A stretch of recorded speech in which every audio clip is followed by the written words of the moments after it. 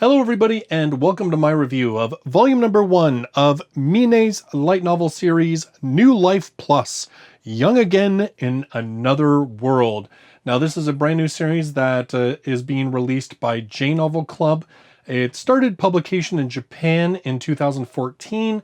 It is still currently an ongoing series, and the most recent volume was volume number 17, which was released in Japan in October of 2017. The story is told in third-person perspective and follows main character Renya. Now, stop me if you've heard this one before. So we have a man who is Japanese, who lives in modern-day Japan, who dies, meets God. God gives him an opportunity to be reincarnated into another world. He is reincarnated into said world, meets up with some female adventurers who he helps out of a tight spot, and ends up hanging out with them. Yeah. I don't think I need to tell any of you that this is like one of the most straight ahead light novel isekai plots that we could probably ask for. Now, that said, what makes this a little bit different, I won't say it makes it exceptional, but it makes it a little bit different, is, first of all, it's mainly rooted in the characters themselves. So let's work through it bit by bit. First off, there is the main character of Renya. Now, there's a couple of ways that he pretty much immediately breaks the mold of our typical isekai protagonist. First off, he doesn't die because of some terrible accident. He doesn't die because God made a mistake. He doesn't even die just trying to do a good deed that goes horribly wrong. He dies in his sleep, peacefully, a 94-year-old man who is so content and fulfilled with his life that he has pretty much zero desire or attachment to return to our world. Okay, so that's quite a bit different. Second thing that makes him different is that he has his memories pretty much wiped before he is sent into this new world. His body retains muscle memory. He has some vague remembrances of who he was in terms of, like, he knows that he was Japanese. He knows that he was 94. And the fact that he died at an older age means that even though he's reincarnated as a strapping and strong 18-year-old man, he approaches things with a little bit more wisdom than your average teenage isekai character. He is far less likely to fall into the sexual pratfalls of your average teenage light novel isekai character. So Renya himself is a little bit different. And the fact that he's had his memories wiped, we do end up learning some things about him that add a little bit of mystery to who he might have been before, and also kind of add some questions as to who he might turn out to be in this world. So, slightly different setup with the main character. Second main difference, God. So, typically in these reincarnated isekai type light novels, what we've been seeing is a god who's either horribly apologetic, well, it's almost always apologetic. I think the only time God wasn't apologetic was when it was the goddess Aqua, which, well, yeah, we all know who Aqua is. But anyway, typically God is like an old man, and God is all apologetic and really sorry about that, so let me make it up to you, bye. And it's usually like when they meet God, it's just like a one-on-one conversation. And God's intention in most of those other reincarnation isekais really is just to give this person another shot as compensation for the horrible way they died.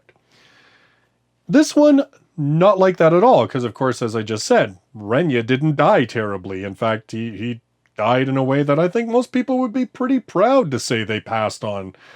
In this case, God is actually looking for a favor from Renya. And this is where the story is maybe a little bit, it's a little bit convoluted, but, and I don't know whether I should try and piece it all together for you. Essentially what it boils down to is that God, this character God who presents herself as a cute little lolly because she figures that a cute girl would be harder to say no to. She figures that Renya would be more sympathetic, which doesn't exactly turn out to be the case. But in any case, so God basically is presented as this character who is very unlike a lot of other gods that we see. A little bit hectic, harried, a little bit harebrained, not stupid per se. In fact, far from it, I would say, but so overworked and overburdened with stuff that she kind of brushes over the details. Essentially what has happened is this world that she wants to send Renya to is lacking in spiritual resources. And this is where it's kind of weird. But basically, when you figure that God has created so many worlds, God, to lighten her workload, has basically given up administrative powers over certain worlds and handed it over to others. Well, the administrators of this particular world are doing a lousy job, and the world is so stuck with strife and conflict because there's humans, demi-humans, demons, dragons, yeah, you get the picture, that nobody wants to go back there. And so its spiritual resources are being depleted because anybody who dies pretty much does not get re-injected into that spiritual pool. So because she's given up administrative powers, she basically says to Renya, I'm gonna, like, my opinion, like, she kind of does it like an email attachment. It's almost like a virus, basically. So basically she's going to shove Renya in there and she tells him, live as long as you can, because while you do, basically I'm putting an attachment on you that is going to gradually release spiritual resources back into this world as you live your life there. So basically she's looking for a favor, and she's looking to use Renya because, like I said, he has no attachments to his old life because he died so fulfilled. There's a number of criteria that she goes through. And so Renya gets reborn into this world. So like I said, so and God, we actually see God is usually this character that either disappears completely at that point or pops up once in a blue moon to drop a message here and there. Throughout this book, we actually get little vignettes of God, seeing God at work, and this is how we get some of Renya's backstory as God and through her conversations with some of her angelic subordinates. So God is characterized very different in this book and is used in a not typical fashion. Now, then we also have two main female characters. We have Shion and we have Rona. Now, I'll deal with Shion first because she is probably the most stereotypical light novel heroine that you're going to find. She is the strong-willed, good-natured, naive girl. Like, that's pretty much her in a nutshell. I don't think there's anything really to add about her. I mean, she's not an offensive character, obviously, but she's not something that I would say is really unique. However, we then have Rona. Rona is a priestess or a priest in training whose boobs are commented on numerous times about how big they are and about how jiggly they are. And many of you at that point, well, some of you maybe, I don't know about many, but some of you may roll your eyes at that point.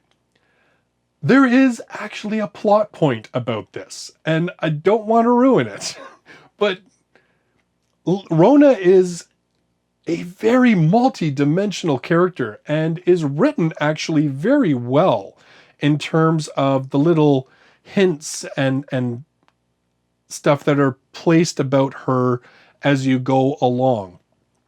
So we have this actually really interesting secondary character who, I mean, that's not often that we have that. Heck, it's not often that we have an interesting main character. But in this case, we have a very interesting secondary character who, like I said, I don't want to ruin anything about her. That's just something you're going to have to find out for yourself if you read the book. Let's just say that there's a lot going on there. And again, watching Renya, because he is, this 94-year-old consciousness at a sense, because even though he can't remember his life, he still has that experience, and so he notices a lot of things and watches for a lot of things that your average teenage isekai character would go right over their head. So again, this is where this book sets itself slightly apart from a lot of other light novels. Now, like I said, this story in this first volume, for the most part, is about as cookie cutter straight ahead as you can get. There's really not a lot that I'm going to say is original in this first book, outside of what I've already stated in terms of the characters. Now, here's my conundrum. Because the story is about as by the numbers as you can get, there's a part of me that's kind of like, I don't know if I really want to bother reading more of this. But, and this is a big but, and again, I like big butts. Anyway, that said, this book shows promise, because I think it's really, honestly, more difficult to create interesting characters and to create situations that kind of set a reincarnation isekai apart without getting crazy, like, I'm a vending machine, or, something ridiculous. But this book does manage to kind of do that. What it has set in motion is where I'm kind of curious. So first of all, the fact that it has a character like Rona, who has me incredibly interested in just what her whole story is. Because Renya's origins, his life before this world, are still a bit shrouded in mystery, he is a little bit more interesting. And also, the fact that his memory is gone, it's like he's discovering himself as the book goes on. Like he, as he participates in different things and finds out different things, it's like he's learning about himself as a person at the same time, which, again, a little bit different. And this is not handled poorly. Like, the author does a fairly good job. Like with Rona, when there are some reveals about who she is and what she is and everything else, there's been lots of little hints and build up to it that you don't feel surprised per se. That, who she is, I'm not going to get into it.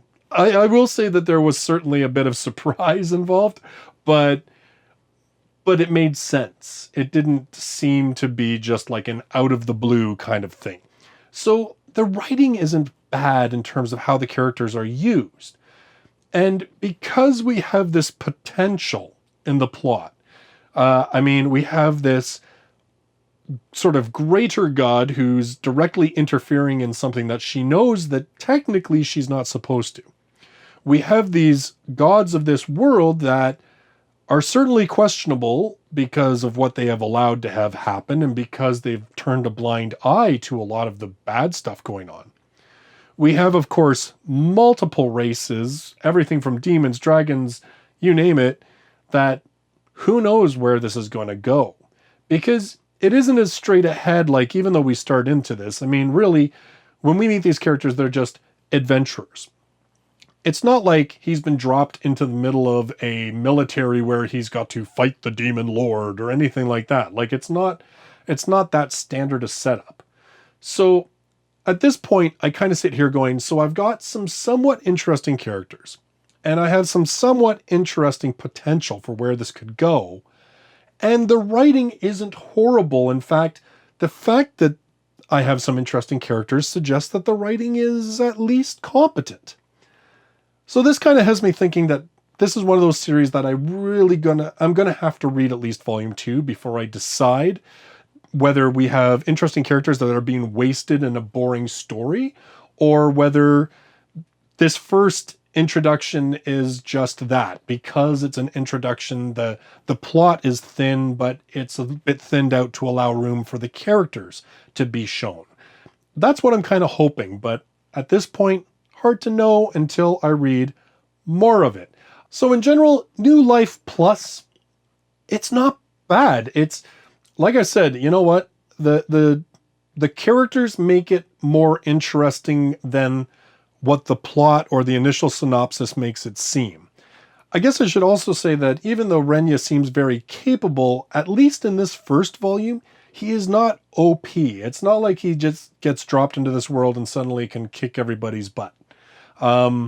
So that's kind of interesting too, and it certainly makes it seem that there are going to be some very strong individuals in this world that, even with his levels of what they are, that he's going to be challenged. This isn't always going to be easy for him. So that's another component of this that I'm kind of like, this could go somewhere interesting.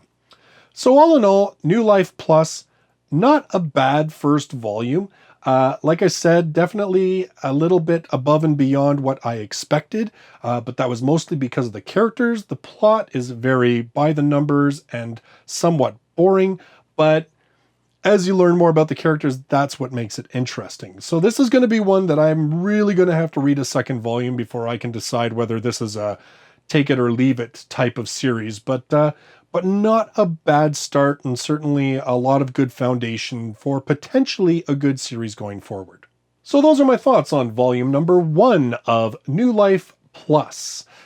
My next review is going to be on a volume of a series that is one of my personal favorites, and I know many of you enjoy as well. That's going to be volume number 6 of Overlord.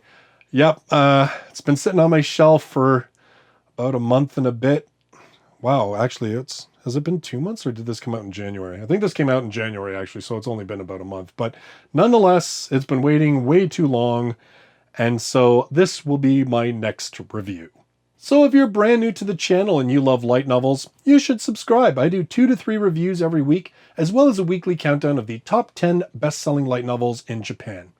Thank you so much for joining me in this video, and I look forward to seeing you in the next one. Till then, bye-bye for now.